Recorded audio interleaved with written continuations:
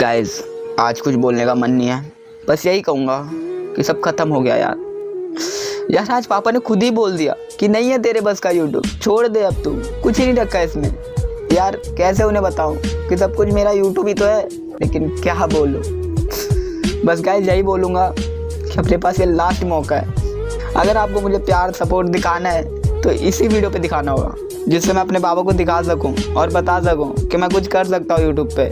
नहीं तो सब खत्म, जितनी मेहनत थी सब खत्म गाइस, सब खत्म।